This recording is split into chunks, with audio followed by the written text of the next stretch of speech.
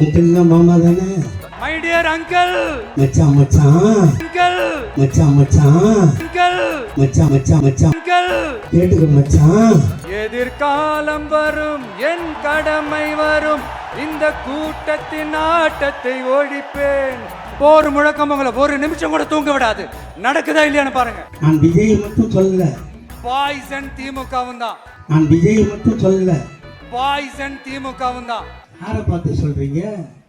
நேற்று கட்சி ஆரம்பிச்சுட்டு முந்தா நேற்று பிகில் அடிச்சுட்டு கொடுக்குற காசை வாங்கிட்டு கொடுக்குறவங்களோட புரண்டுட்டு கொடுக்குற தண்ணியை குடிச்சிட்டு நேற்று வரைக்கும் தூங்கிட்டு அங்கிள் அங்கிள்னா மாமா தானே?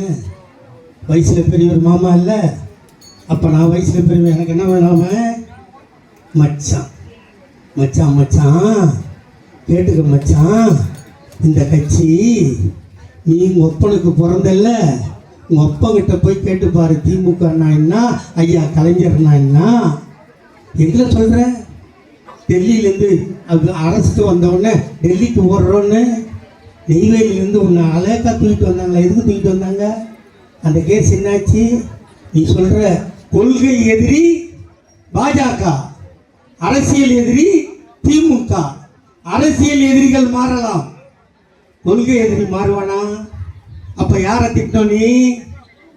அங்க காசை வாங்கிட்டு ஜோசப் விஜய்ன்னு சொல்லி ஓட்ட பிரி நாங்க உள்ள பூந்து வந்துடலான்னு அந்த சாயங்காலத்துல கண்ணு தெரியாத கவுண்டமணி சொல்லுவான்ல, ரெண்டு பைக்கு வருதுன்னு நினைச்சு நான் நடுவில் பூந்து போயிடலான்னு பார்த்தேன்னு. அப்ப சொல்லுவாங்க பாரு, 2 வண்டின்னு நினைச்சு நடுவில் பூந்தினா ஆக்சிடென்ட் ஆகி தரையில செத்து போயிடுவேன். அதுதான் நடக்கும். நான் விஜய் மட்டும் சொல்லல, விஜய் ரசிகராக இருக்கின்ற என்னோடு பிறந்து என்னோடு வாழ்ந்து என்னோடு கஷ்டத்தில் அனுபவித்து இருக்கின்ற என் அன்பு தம்பிகளே, உங்களை மன்றாடி கேட்கிறேன். ஒருவேளை அவன் பின்னால் நீங்கள் சென்றால், அவன் 2 படத்தை எடுத்து வைத்தான். 25 ஒரு படம் வந்துருச்சா? 26 ஜனநாயகன் ஒரு படம் வருமா? அதுக்கப்புறம் மார்ச்சில் தேர்தல் அறிவிப்பாங்களா? ஏப்ரலில் தேர்தல் நடக்குமா? மேல ரிசல்ட் வருமா? ஒருவேளை தோத்துட்டா சினிமாவுக்கு போயிடுவான். நீங்கள் நடுரோட்டில் நின்று அனாதியாக நிற்பீங்க.